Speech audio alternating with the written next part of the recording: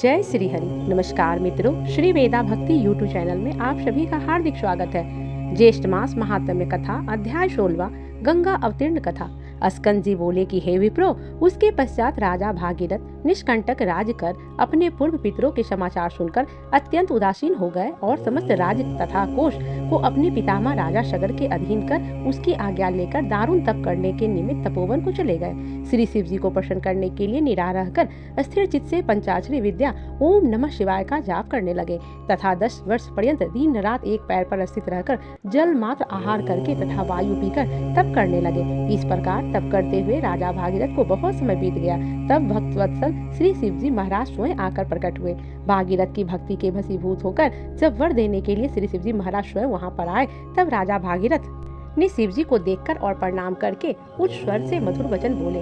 भगीरथ कहने लगे, हे शिव शंभो, आपको नमस्कार है। हे सबको सुख देने वाले हे जगन्नाथ, आपको नमस्कार है। हे विश्व के सर्जनहार रजोगुण स्वरूप, आपको नमस्कार है। हे पालनहार सतगुण स्वरूप, आपको नमस्कार है। हे सबके पालनहार कर्मों के फलदाता, भुक्ति भोग्य पदार्थ और मुक्ति के दाता, मन क्रम वचन स्वरूप वहीभूत होकर आपका नमस्कार है। वायु को अंदर रोकर ध्यानशाली योगी लोग जिस निरीह शंभु को देखते हैं, उन सदा शिव को सदैव नमस्कार है। अस्कंद जी बोले कि हे ब्राह्मणों, इस प्रकार भागीरथ की स्तुति से प्रसन्न होकर शिव जी बोले कि हे राजन, हम तुमसे बहुत प्रसन्न हैं, तुम वर मांगो। ऐसा सुनकर राजा भागीरथ बोले कि हे शिव, यदि आप मुझ पर प्रसन्न हैं, तो मुझको आप दृढ़ भक्ति प्रदान करें और पितरों की विशुद्धि के लिए सिद्धदा श्री गंगा जी को लाइए। शिव जी कहने लगे कि राजन, वहाँ गंगा स्वर्ग में वास करती है। गंगा जी को यहाँ लाने की हममें सामर्थ्य नहीं है। त्रिलोक से वंदना किए जाने वाले श्री विष्णु भगवान की तुम वंदना करो।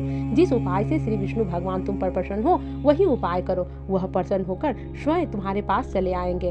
हम उस परम गुप्त व्रत को तुमसे कहेंगे। हे राजन, प्रथम सूर्यपुत्र ने भगवान विष्णु की स्तुति की और नमस्कार कर उनको प्रसन्न किया। प्रसन्न होकर भगवान विष्णु ने उस योग व्रत को करने के लिए उनसे कहा और उसकी विधि आदि भी समझाई। उसके पश्चात बहुत दिनों तक भगवान विष्णु ने उस व्रत को गुप्त रखा। इस समय उस व्रत को मैं तुमसे कहता हूँ, तुम विधि पूर्वक उस व्रत को करो। ज्येष्ठ मास के प्रातः काल उठकर विधि पूर्वक स्नान करो तथा वामन भगवान का पूजन करो।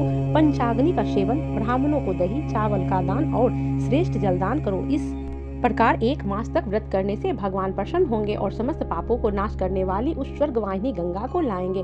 श्री शिव जी के वचनों को सुनकर राजा भागीरथ ने शिवोक्त व्रत को किया। उस व्रत के अनुष्ठान मात्र से ही श्री विष्णु भगवान राजा भागीरथ के समीप आ गए। उन भगवान विष्णु की स्तुति तथा नमस्कार कर उनसे परम पावनी गंगा जी के लिए लाने का राजा भागीरथ ने याचना की। विष्णु भगवान बोले कि हे भद्र भागीरथ, तुम मंदाकिनी के पवित्र तट पर तुम मेरे साथ चलो। वहाँ चलकर जप हवन स्नान द्विज तर्पण ब्राह्मण भोजन और भक्ति युक्त चित्त से अनशन व्रत करो। इस प्रकार 1 वर्ष तक इस व्रत को करते रहो। पश्चात वह गंगा तुम्हारे साथ चली आ जाएगी। भगवान विष्णु के वचनों को प्रमाण मानकर राजा भागीरथ ने विष्णु भगवान के साथ मंदाकिनी के सुंदर तट भाग में स्थित होकर विष्णु भगवान के कहे हुए व्रत का परम भक्ति से अनुष्ठान किया। तब श्री सरदीरा गंगा जी प्रसन्न हो गई और राजा भागीरथ के सामने सुंदर नेत्रों वाली स्त्री रूप में होकर प्रकट हो गई। यही त्रिपथा गंगा है। ऐसा जानकर भगीरथ ने उनकी स्तुति की और मंदाकिनी प्रसन्न होकर बोली कि हे राजन, तुम मुझसे वर मांगो। ऐसे वचन सुनकर राजा भागीरथ बोले कि हे भद्र, मेरे साथ पृथ्वी पर पितरों की मुक्ति के लिए चलिए। भगीरथ को तथास्तु कहकर वह गंगा उनके साथ पृथ्वी तल को गई। एकम एक दिन में प्रकट होकर 10वीं के दिन प्रवाह रूप हो गई और लोगों को पवित्र करने के लिए पृथ्वी पर अवतीर्ण हुई।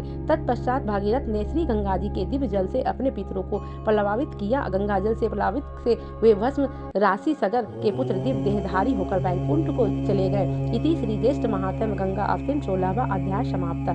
प्रेम से बोलिए जय श्री हरि। हर हर महादेव।